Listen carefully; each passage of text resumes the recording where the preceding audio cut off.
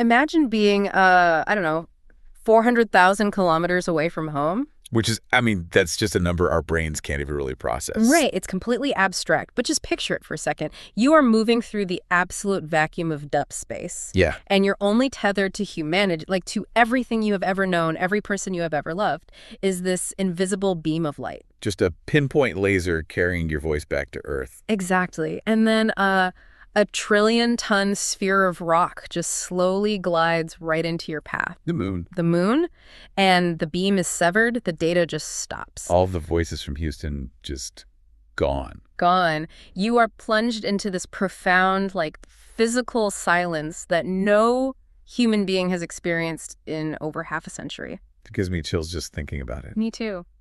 And today, we are welcoming you back to another deep dive. And we are super glad you're joining us for this one. We really are, because today we aren't just looking at the physical orbital mechanics of the Artemis II. We are looking at that silence. And more importantly, we are looking at how utterly ill-equipped human language actually is to describe it. Yeah, it really forces us to confront this sort of uncomfortable reality about how we process the universe. Oh, absolutely. Because we rely on the vocabulary of a species that, evolved under the comforting blanket of Earth's atmosphere. We have words for Earth problems. Exactly. We have words for terrestrial distances or like terrestrial isolation. But when you stretch those words across a translunar void, they start to fracture.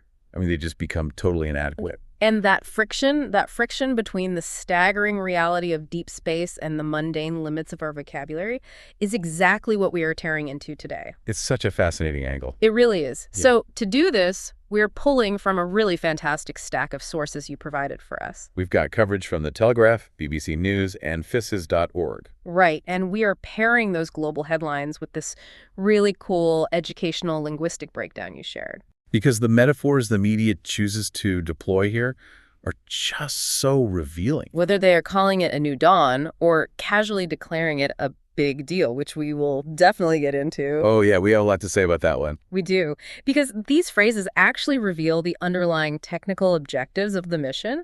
The language is kind of the map to the science. I love that way of framing it. So I want to start by just laying out the sheer scale of what Artemis II accomplished. Because it's easy to lose sight of it. Right, because I feel like we have been lulled into this false sense of spacefaring competence over the last few decades. Well, we see rocket launches all the time now. Exactly. We launch satellites constantly. We have this permanent human presence in low Earth orbit. But this is fundamentally different. Yeah. Artemis II launching on April 1st and just burning out toward the moon is a whole different ballgame. It's an ontological shift in spaceflight, honestly. Break that down a little for us. Well, for the last 50 years, human space exploration has effectively been confined to the International Space Station. The ISS, right. Right.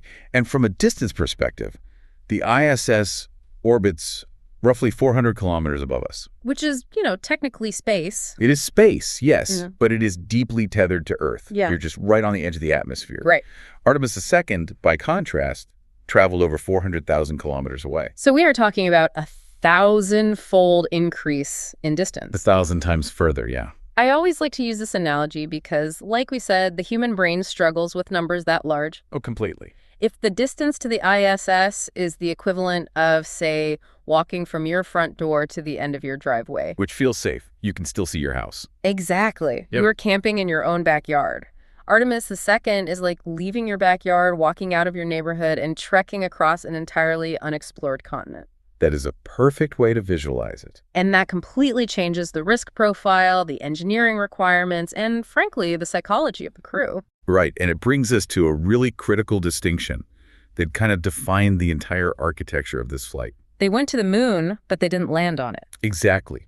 This was what is known as a free return trajectory. Okay, what does that actually mean in practice? Basically, they used the Earth's gravity to sling them out, and then they use the moon's gravity to catch them and whip them back around toward home. Like a massive figure eight. Exactly like a figure eight. Which, that feels almost agonizing, right? How do you mean? Just to travel that unimaginably far, To be the first humans to look at the lunar surface from that proximity since the Apollo 17 crew in 1972. Yeah, that's a long gap. And to get all that way and not initiate a landing sequence, it must take so much restraint. Oh, I'm sure every astronaut on that capsule wanted to put boots on the ground. Right. But that restraint, the decision to strictly just go around and gather data, is exactly why the media coverage is so sociologically interesting. Which brings us to our first source. Yes.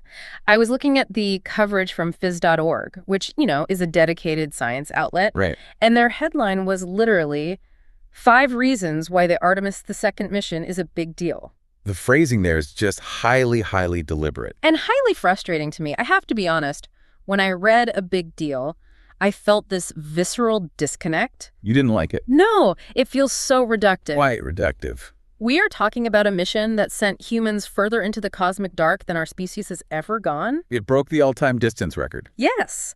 They navigated a lethal radiation environment. They tested life support systems where a catastrophic failure means a slow, inevitable death with no rescue possible. There was no backup ship waiting out there. Exactly. And the headline we use is a big deal. I mean, a 2-for-1 sale on tires is a big deal. Or a promotion at work. Right. It feels like we are shrinking the cosmos to fit inside a cubicle.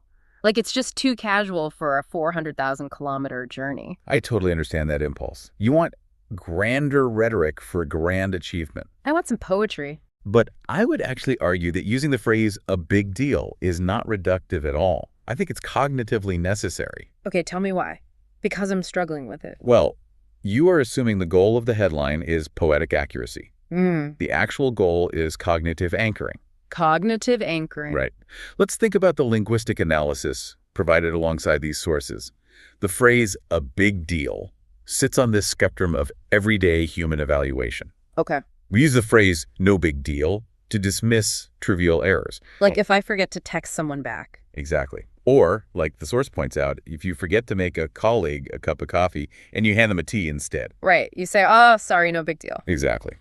Conversely, we use a big deal to flag major personal milestones. Like what? Like a friend's summer wedding or buying your first house. The source even used the example of a choir singing at a famous concert hall. Okay, so it's a phrase reserved for peak terrestrial experiences. Exactly. So by deliberately using the language of personal terrestrial milestones, the media is forcing the reader to feel a specific emotional weight. Oh, I see what you're saying. Because the human brain cannot actually comprehend 400,000 kilometers. Yeah. It's just an abstract number on a page. It's just a bunch of zeros. Right. If the headline was, Artemis II successfully validates translunar injection parameters, the public just disengages. Their eyes would glaze over immediately. The majesty gets lost in the jargon. But by labeling it a big deal, the writer is hacking your emotional memory. They're telling you how to feel. Yes. The headline is essentially instructing you. Recall the profound importance you felt when your sibling got married.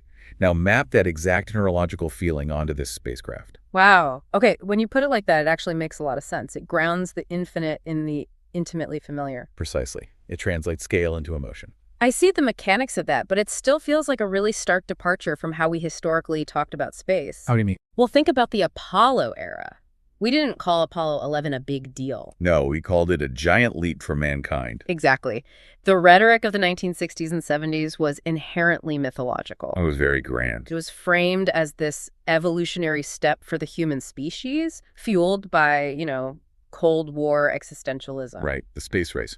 But now, over 50 years later, we are finally returning to the moon, and the language has shifted from the mythological to the colloquial. It's much more grounded. Yeah. It feels like the democratization of space travel has ironically stripped it of its poetry. That is a brilliant observation, but I think it actually reflects a change in the mission's underlying philosophy. How so? Apollo was a sprint. It was a geopolitical flex designed to prove ideological superiority. Right. We had to beat the Soviets. So the language had to be mythological because the stakes were perceived as existential. But Artemis is not a sprint. Artemis is an infrastructure project. That's a great distinction. The goal isn't just to plant a flag, take some photos, and then leave for another 50 years. Right. We are trying to stay this time. Exactly. The goal is to establish a sustainable, permanent human presence on the lunar surface and eventually Mars. And infrastructure is not mythological. No, infrastructure is operational.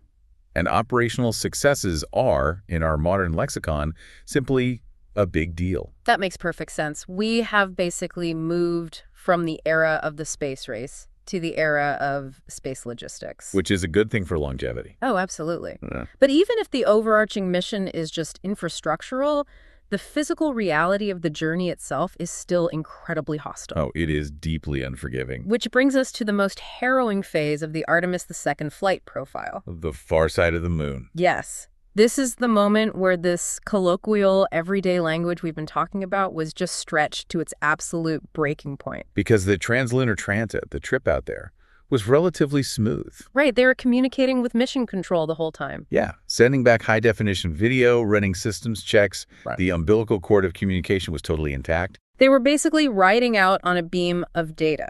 But orbital mechanics dictate that to slingshot back to Earth, the Orion capsule had to pass behind the far side of the moon. And that's where things get scary. Yeah. As they crossed that Terminator line, slipping behind the massive bulk of the lunar body, the mission entered a complete blackout. 40 minutes of total, absolute radio silence. It's terrifying to even think about. It really is. And to understand the finality of that silence, we really have to look at the physics of how they were communicating with Earth. Because it wasn't just a simple radio antenna. Right. They were utilizing the Deep Space Network, but they specifically relied heavily on the Orion Artemis II optical communication system. Also known as O2O. O2O, right, which is laser communication. Which is a massive upgrade from the Apollo days. I mean, they are using infrared lasers to transmit data back to optical telescopes on Earth. That's how they get so much bandwidth. It's how they can literally send 4K video from deep space. Precisely. But there's a catch with optical communication. Much like high-frequency radio waves, it is entirely dependent on line of sight. Meaning there can't be anything in the way. Exactly. The photons carrying the voices of the crew and the telemetry data, they travel in straight lines. So when the Orion capsule slipped behind the moon... 3,500 kilometers of solid rock set directly between the spacecraft's transmitter and the receivers down on Earth. You cannot bend a laser beam around a celestial body. No, you can't. And I really want to clarify a common misconception here, because it's important. What's that? People often think of signal loss in space, kind of like a cell phone dropping a call in a tunnel, you know. Where it gets all weak and static-filled before it finally fades out. Right, exactly. But this wasn't a fade. This was a physical eclipse. It was instantaneous. The moment the lunar horizon occluded the line of sight to Earth, the data stream was violently severed. Boom, gone. 1 millisecond, they're streaming 4K video. The next millisecond, absolutely nothing. For 40 minutes. Right. For 40 agonizing minutes, the screens in Houston were just frozen. The telemetry was dead. And out there in the dark, the crew was entirely alone. Totally isolated. Which brings me to the BBC News coverage of this exact moment. This is a great headline. It is, but it's also wild to me. The headline read, "The 40 minutes when the Artemis crew loses contact with the Earth." Oh, using contact. Yes. And here's where the linguistic dissonance just hits me so hard. Loses contact. We use that exact same phrase to describe, like, drifting apart from a childhood friend. It is the ultimate dual-meaning phrase. And the BBC linguistic breakdown highlights this so perfectly. Walk us through it. Well, on a terrestrial social level, losing contact or losing touch is this passive, gradual process. Right. You move to a new city, maybe you stop texting a friend as much. You misplace a cousin's address. It is a slow withering of a connection that honestly can usually be instantly revived. Yeah, you just look them up on social media and you're back in contact. Exactly. You could meet up at Christmas and reestablish touch. It is ultimately a choice. But in the context of Artemis II, losing contact is stripped of all that social passivity. It is a harsh, uncompromising law of physics. The connection didn't wither, it was blocked by the raw mass of the solar system. And the astronauts had absolutely zero agency to reestablish it. Right. They couldn't adjust an antenna, they couldn't boost the signal. They just had to wait. Suspended in the vacuum, hurtling at thousands of kilometers an hour, just trusting that Isaac Newton's laws of motion would eventually carry them back out from behind the rock. Think about the etymology of the word contact for a second. Okay. It derives from the Latin contactus, which means to touch. Oh, wow. So for those 40 minutes, humanity could not touch the Artemis II crew.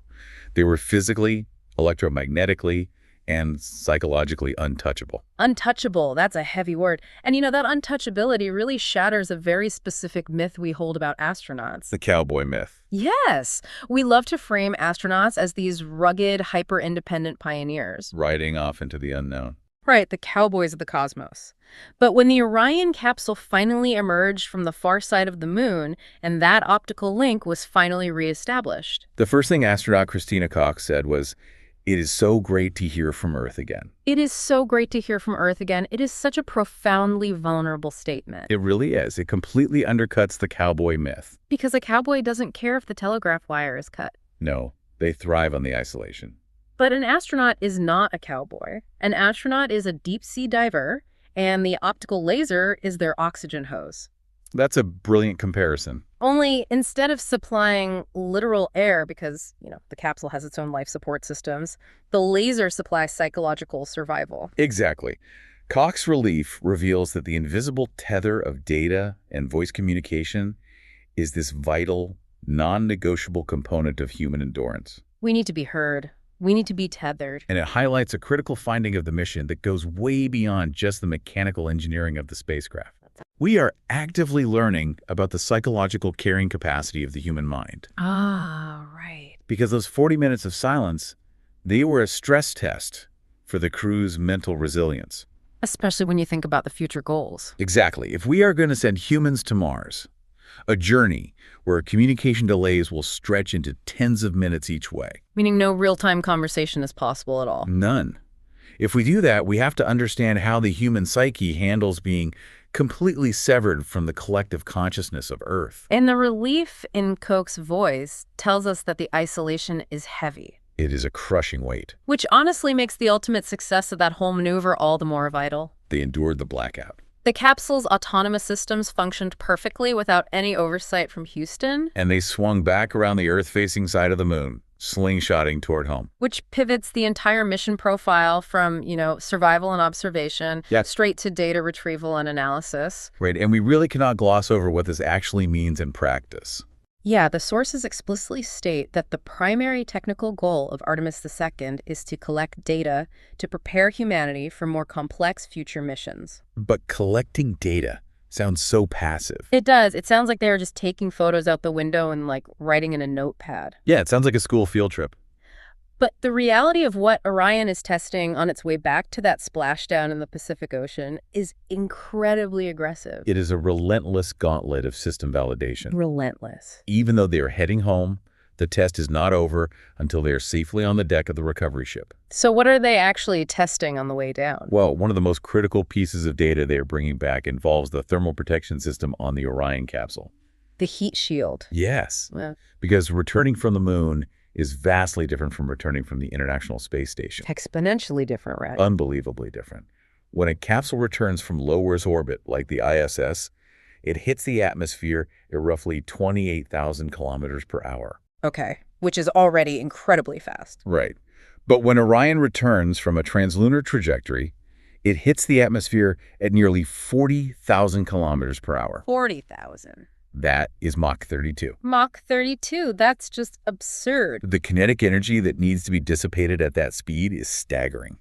The heat shield will experience temperatures close to 3,000 degrees Celsius. Which is, what, half as hot as the surface of the sun? Exactly. Half as hot as the sun, right outside their window. And Artemis II is executing a specific kind of re-entry, right? A skip entry maneuver. Yes, they don't just plunge straight down like a meteor. So how does it work? They dip into the upper atmosphere to bleed off a bunch of that speed. Okay. Then they actually skip back out into space briefly, kind of like a stone skipping across a pond. Oh, wow. And then they dive back in for the final descent. That sounds incredibly complicated. Why do it that way? It allows for a much more precise splashdown location, which is crucial for recovery. And it also significantly reduces the G-force load on the crew. So they don't get completely crushed on the way down. Right. But the trade-off is that it requires the heat shield to endure two separate massive spikes of intense thermal loading. 2 trial by fires instead of 1. Exactly. So the telemetry data collected during that specific maneuver is just priceless. What exactly are they measuring? They are measuring the ablation rate of the heat shield material, how fast it burns away. Okay. They are tracking the internal cabin temperatures. They're monitoring the structural integrity of the capsule under extreme aerodynamic stress. Basically making sure the ship doesn't tear itself apart. Right. That data is the absolute holy grail of this mission. Because if the heat shield fails, nothing else matters. Nothing. Artemis III, which is the planned lunar landing mission, literally cannot happen if Orion cannot safely bring a crew home from translunar velocities. It's a prerequisite for everything that follows. And beyond the thermal data, they are also bringing back crucial dosimetry data regarding radiation exposure. Radiation. That's a huge hurdle, isn't it? Massive. Once you leave the protective bubble of Earth's magnetosphere, you are bombarded by galactic cosmic rays and solar particle events. And Artemis II had sensors for all of that. Yes, sensors throughout the cabin, and even these radiation-sensing mannequins to map the exact radiation environment the crew experienced. Mannequins. That's slightly creepy, but very cool. Very useful. This data will directly dictate the shielding requirements for the upcoming Lunar Gateway space station and any future long-duration habitats. So when the capsule finally deployed its parachutes and splashed down in the Pacific on that Friday evening local time, of course, they weren't just bringing home 4 tired astronauts. No, not at all. They were bringing home the operating manual for the next century of space exploration. They proved the hardware actually works in the deep space environment. Which perfectly contextualizes the final piece of media coverage in our source stack today. The Telegraph piece. Yes, from the British newspaper, The Telegraph. Their headline read, "Why Artemis II's record-breaking journey marks a new dawn in spaceflight." A new dawn. A new dawn. It is arguably the most poetic phrasing we've encountered today. Definitely a step up from a big deal. Oh, for sure. And frankly, after breaking down the brutal physics of that thermal reentry and the psychological terror of the lunar blackout, a little poetry feels earned. I agree. And the linguistic breakdown of dawn that we have is really insightful here. Let's hear it. It separates the literal definition from the metaphorical, but in the case of Artemis II, the two are intrinsically linked. Okay, so literally, dawn is just the morning. Right. Literally, dawn is a specific transitionary moment when the sun crests the horizon and light breaks the darkness of night. The beginning of the day. But metaphorically, a new dawn signifies the beginning of a period characterized by massive progress, radical change, and fresh beginnings. Right. The sources offer some good examples of how we use this in everyday life, too. Yeah, like in business or art. Right, like a company bringing in a revolutionary CEO to sell totally new products. Or a musician creating a genre-defining sound that shifts pop music. It implies a massive paradigm shift. Exactly. But I want to push back on the novelty of the phrase itself for a second. Go for it. Calling a space mission a new dawn is almost a cliche at this point, isn't it? It gets used a lot. Every time a new rocket launches, someone somewhere calls it a new dawn. That's true. Does the metaphor actually hold up to the rigorous infrastructural reality of the Artemis program, or is it just lazy journalism? I don't think it's lazy journalism at all. I actually think it is structurally the most accurate metaphor we have discussed today. Really? How so? It holds up precisely because Artemis II did not land on the moon. Oh, interesting. Unpack that for me. Think about the physical characteristics of dawn. Dawn is not the middle of the day, right? Right. Dawn is not the blazing, productive heat of noon where all the primary work is done. It's just the start. Dawn is merely the precursor. It is the very first light that allows you to see the landscape you are about to step into. Oh, wow. That is a fantastic distinction. Artemis II is the dawn. It is the preliminary illumination. It's the scout. Exactly. By completing the free return trajectory and surviving that communications blackout and validating the Mach 32 re-entry profile. They cast the first light. Yes, this mission casts the first light on the hazards and realities of translunar spaceflight for the modern era. And Artemis III will be the rest of the day. Exactly. Artemis III, the mission that will actually put boots on the lunar surface, that will be the morning. And the construction of the lunar gateway. That will be the afternoon. But Artemis II is just the sun cracking the horizon. It is the scouting mission that makes the rest of the day possible. And there is a beautiful literal symmetry to the metaphor as well, if you think about it. What do you mean? Well, we spent so much time discussing the 40 minutes of absolute darkness and silence behind the moon. Right, the communications blackout. They literally flew into the ultimate shadow, a communications dark age. The dark side of the moon. And when they emerged, reestablishing that optical link, they were literally bringing the light of data back to Earth. The literal new dawn of data. I love that. Furthermore, they are ending a historical night. The 50-year gap. Yes. Human spaceflight beyond low Earth orbit has been in the dark since 1972. 50 years of staying in the backyard. Just orbiting the Earth over and over. Artemis II officially breaks that 50-year night. That is just incredibly profound. It really is. So as we wrap up this deep dive, what is the ultimate takeaway here? Why have we spent the last hour dissecting the grammar of spaceflight? It's a fair question. We started by saying that human language is ill-equipped to describe the void. Which it is. We analyzed how a record-breaking, perilous journey of 400,000 kilometers is boiled down to a colloquial big deal just so our brains can even process the scale of it. Right, grounding the infinite. We explored how a phrase like losing contact, which is normally reserved for fading friendships or misplaced address books, is repurposed to describe the terrifying physical severing of a laser link by a celestial body. A physical untouchability. And we unpacked why a mission that didn't even touch the lunar surface is so accurately described as a new dawn. The first light of a new era. So why does all this matter? We dissect this because the words we choose do not just describe our reality, they define the limits of our ambition. Our vocabulary restricts what we think is possible. Exactly.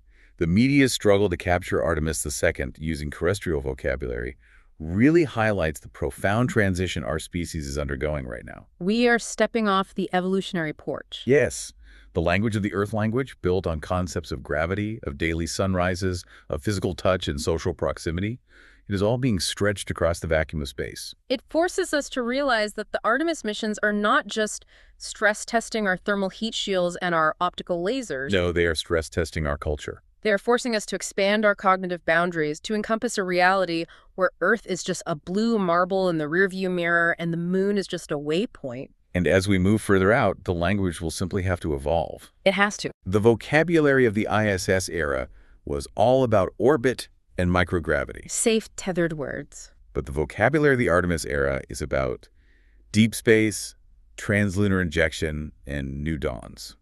Which leaves me with a final lingering thought for you, the listener, to consider long after this deep dive ends. I'm curious what you're thinking. Well, we have seen how hard our earthbound language has to work just to describe a trip around our own moon. It's struggling. We have seen our metaphors stretched to the breaking point just crossing our cosmic backyard. Right.